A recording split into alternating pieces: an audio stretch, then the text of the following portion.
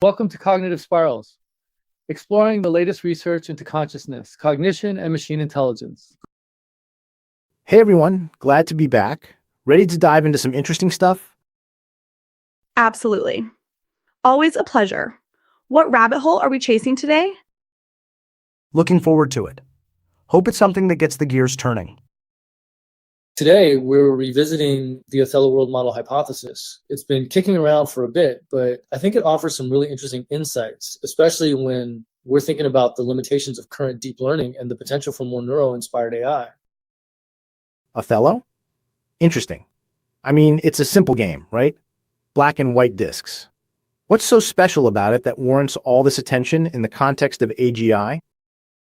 That's precisely the point, Otto. It's because it's simple. The rules are easily defined, but the strategy can be incredibly complex. This makes it a perfect sandbox for testing how an AI can build an internal model of the world, predict opponent actions, and plan its own moves. Okay, I see where you're going. So the hypothesis is that by forcing an AI to explicitly model the game world, understand the board state, the legal moves, the consequences of each action, we're getting closer to something that resembles actual reasoning, rather than just pattern recognition. Exactly, Sarah. Think about it. A standard deep learning approach to Othello might involve training a network on millions of games. It learns to predict the best move in a given situation based on the data it's seen, but it doesn't necessarily understand why that move is good. It's just a statistical correlation. Right? It's like those image recognition algorithms that can identify a cat in a picture, but have no idea what a cat actually is. They haven't grokked it, you know? But isn't that just a matter of scale? If you train a big enough network on enough data, won't it eventually learn those underlying principles? I mean, look at AlphaGo. It didn't explicitly model the world, but it still crushed the best human players. AlphaGo is a great example, Otto. It's a testament to the power of deep learning. But even AlphaGo, in my view, is still largely a pattern recognition machine. It can identify complex patterns in the game, but it doesn't necessarily have a deep understanding of the game's underlying structure, the causal relationships between moves. I agree. And that's where the Othello World Model Hypothesis comes in. It's about building an AI that doesn't just see patterns, but understands the rules, the constraints, the potential outcomes. It's about explicitly representing knowledge and reasoning about it. So, instead of feeding it a million games, you're giving it the physics of Othello, so to speak, the underlying rules that govern the world. Then the AI has to figure out how to use those rules to its advantage. Okay, I get it. But how does this translate to real-world applications? Othello is a board game. The real world is messy, uncertain, full of things you can't easily model. That's the million-dollar question, isn't it? The idea is that by studying how to build world models in a simplified environment like Othello, we can gain insights into how to build them in more complex environments. Think about self-driving cars.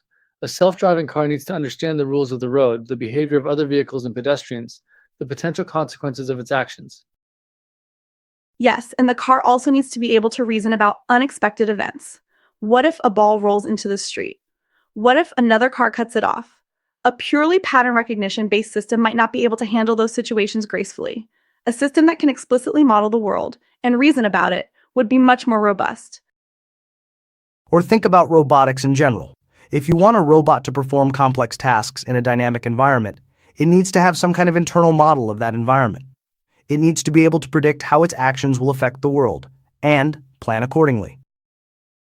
So you're saying that the Othello World Model Hypothesis is a stepping stone towards building more general-purpose AI that can handle a wider range of tasks and situations. That's the hope. It's about moving beyond brute force learning and towards a more principled approach to AI, one that's grounded in an understanding of how the brain works. And I think the neuro-symbolic aspect is crucial here. We need to find ways to combine the pattern recognition abilities of neural networks with the symbolic reasoning capabilities of more traditional AI approaches. That's how we can bridge the gap between perception and understanding. And I think the key to that is finding a way to represent knowledge in a way that's both flexible and interpretable. Something that allows the AI to reason about the world in a way that's similar to how humans do it. But isn't that incredibly difficult? How do you even begin to represent the complexities of the real world in a symbolic way? I mean, where do you even start? That's the challenge, of course, but I think Othello gives us a starting point. It shows us that it's possible to build an AI that can explicitly model a world, even a simple one. And by studying how that AI works, we can learn valuable lessons about how to build more complex world models. Yes, and I think the key is to focus on the underlying principles, the fundamental concepts. For example, in Othello, the AI needs to understand the concept of control, the idea that flipping a disk means taking control of that space. That's a symbolic concept that can be applied to other domains as well. And it needs to understand the spatial relationships between the pieces, how they influence each other. That's where the coordinate translation aspect comes in. The AI needs to be able to translate the spatial information on the board into an abstract representation that it can reason about. Okay, I'm starting to see the potential, but what about the limitations? What are the things that the Othello World Model Hypothesis doesn't address? One of the biggest limitations is the fact that Othello is a deterministic game. There's no randomness, no uncertainty. In the real world, there's always a degree of uncertainty. Things don't always go as planned. Yes, and another limitation is that Othello is a closed world. Everything that's relevant to the game is contained within the board. In the real world, there are always external factors that can influence the outcome. And another one is, it's fundamentally turn-based, unlike the real world, where a near infinite series of things can happen at any time. So the model only has to look for the best action for its turn, whereas the real world is all turns at once. So, how do we address those limitations? How do we build world models that can handle uncertainty and external factors? That's where things get really interesting. One approach is to incorporate probabilistic reasoning into the world model. Instead of just predicting the most likely outcome, the AI could predict a range of possible outcomes along with their probabilities. Yes, and another approach is to build hierarchical world models. The AI could have different levels of abstraction, with more abstract models representing the overall structure of the world, and more detailed models representing the specific details. And I think we need to find ways to incorporate temporal reasoning into the world model. The AI needs to be able to reason about how the world changes over time, and how its actions will affect the future. Okay, so we're talking about building AI that can not only understand the current state of the world, but also predict the future and reason about uncertainty. That sounds incredibly challenging. It is, but I think the Othello World Model Hypothesis gives us a roadmap for how to get there. It shows us that it's possible to build AI that can explicitly model a world, and by studying how to do that in a simplified environment, we can gain valuable insights into how to do it in more complex environments. And I think the neuro-symbolic approach is essential. We need to find ways to combine the strengths of neural networks and symbolic AI to create systems that are both powerful and interpretable. And we need to focus on the fundamental principles, the underlying concepts that govern the world. That's how we can build AI that truly understands the world, not just recognizes patterns in it. All right, I'm convinced. The Othello World Model Hypothesis is definitely worth exploring. But where do we go from here? What are the specific research directions that we should be pursuing? From my perspective, I think we need to focus on translating findings from neuroscience into AI design. For example, research on attention, memory, and decision-making could provide valuable insights into how to build more intelligent machines.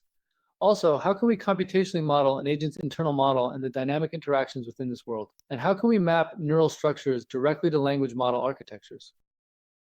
I agree, and I think we need to explore neuro-symbolic architectures more aggressively. We need to find ways to integrate neural networks with symbolic reasoning systems to create AI that can both perceive and understand the world. We must explore the failures of purely connectionist approaches to AI and learn from them. And if we are trying to emulate human-level reasoning, why aren't we focusing more heavily on developing neuro-symbolic architectures? For me, it's all about spatiotemporal reasoning and coordinate translations. We need to develop algorithms that can seamlessly translate between different coordinate systems to allow AI to understand and interact with the world in a more flexible and intuitive way.